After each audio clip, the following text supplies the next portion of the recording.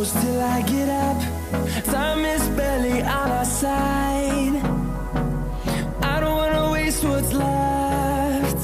Hello friends, welcome to my channel money food kitchen. Money food কিচেনে আপনাদের সকলকে জানাই স্বাগত। বন্ধুরা, আজ আমি আপনাদের সঙ্গে লাউয়ের একটি অসাধারণ রেসিপি শেয়ার করব। আমি একটা লম্বা লাউ নিয়ে নিয়েছি।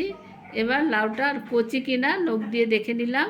এবার লাউয়ের বোটাটা কেটে ফেলে দিলাম। এরপর আমি লাউটাকে একটা খোসা ছাড়ানো জিনিস দিয়ে খোসাটাকে ছাড়িয়ে নিচ্ছি। এইভাবে আমি লাউটা পরিষ্কার করে খোসাটা ছাড়িয়ে নেব। তারপর লাউটা 3টে টুকরো করে নিচ্ছি। এই 3টে টুকরো করে নিলাম, যার ফলে আমি গ্রেট করার সময় লাউটা ধরতে খুব সুবিধা হবে। আমি একটা গ্রেটার নিয়ে লাউটাকে এখন গ্রেট করে নিচ্ছি। এই দেখুন, মিহিভাবে লাউটাকে গ্রেট করতে হবে। বেশি বড় বড় থাকলে অসুবিধা হবে। আমি এইভাবে লাউগুলোকে সব গ্রেট করে নেব।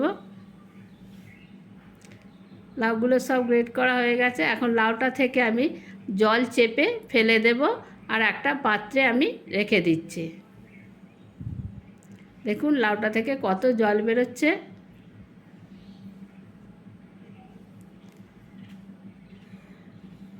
সব জলটা আমি চেপে চেপে বের করে ফেলেছি। একটা বাটিতে তুলে নিয়ে এখন আমি এতে হাফ টিস্পুন হলুদ দিলাম, হাফ টিস্পুন লঙ্কার গুঁড়ো, হাফ টিস্পুন জোয়ান দিলাম, আর আদা বাটা দিলাম হাফ টিস্পুনের মতো, নুন দিলাম পরিমাণ মতো, হাফ টিস্পুন জিরে গুঁড়ো দিলাম, আর কিছুটা কাঁচা লঙ্কা কুচি, কিছুটা ধনেপাতা কুচি দিলাম, আর কিছুটা পেঁয়াজ কুচি দিলাম।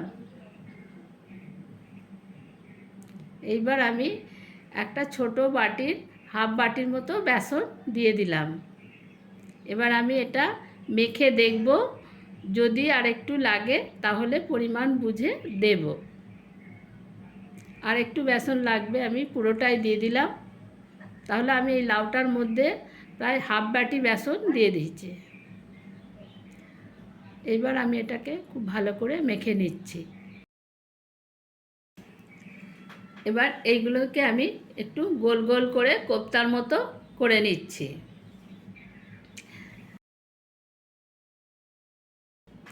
বন্ধুরা, ভিডিওটি আমার লাইক করবেন, শেয়ার করবেন আর সাবস্ক্রাইব করবেন।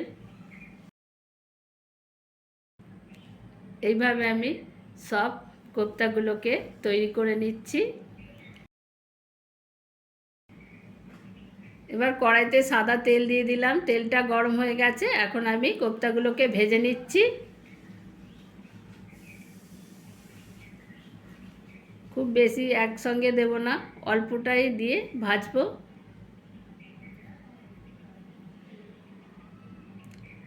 এগুলো উল্টে পাল্টে একটু লাল লাল করে ভেজে নেব। এইবার আমার কোপ্তাগুলোকে ভাজা হয়ে গেল, আমি তুলে নেব।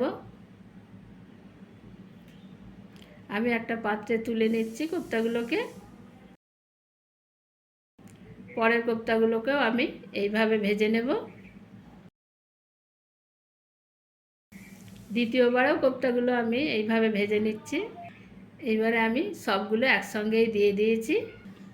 আমি সব কোপ্তাগুলোকে একটু লাল লাল করে ভেজে নিয়েছি। খুব ভালোভাবে ভাজার জন্য ভেতরটাও ভালো ভাজা হয়ে যাবে। কোপ্তাগুলো রান্না করার জন্য কড়াইতে সরষের তেল নিয়ে নিয়েছি, তার মধ্যে একটু জিরে ফোড়ন দিয়ে দিয়েছি। এখন আমি জিরেটা ভাজা হয়ে গেছে।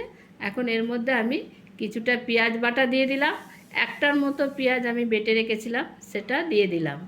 একটা টমেটোর বেটে রেখেছিলাম, সেটাও দিয়ে দিলাম। একটু আদা রসুন বাটা ছিল, সেটা দিলাম।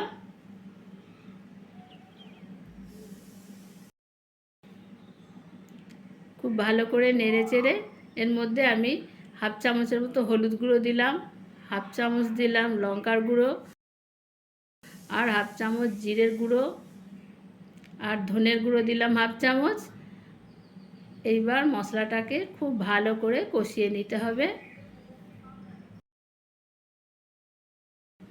নুন দিয়ে দিলাম পরিমাণ মতো,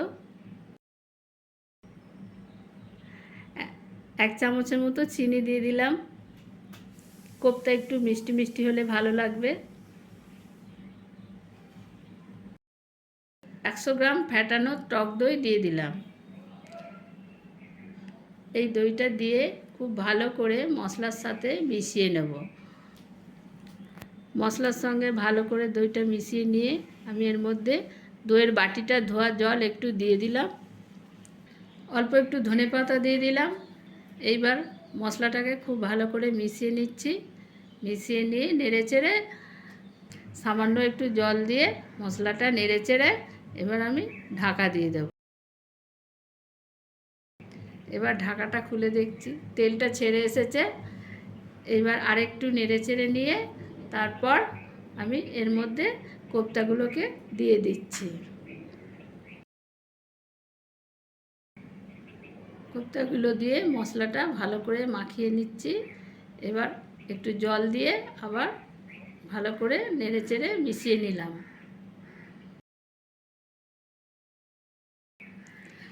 অল্প একটু ধনেপাতা দিয়ে আর একটু জল দিয়ে দিলাম।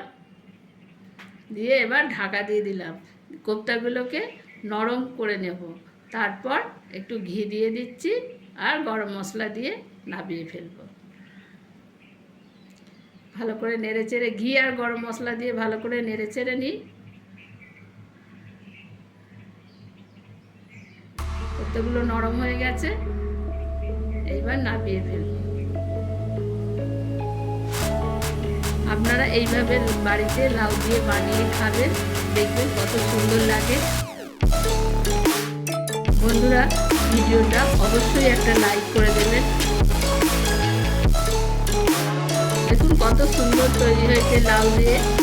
লাউ দিয়ে যে তৈরি হয়েছে দেখে মনেই হচ্ছে না, ভেতরটাও কত সুন্দর সফট হয়ে গেছে।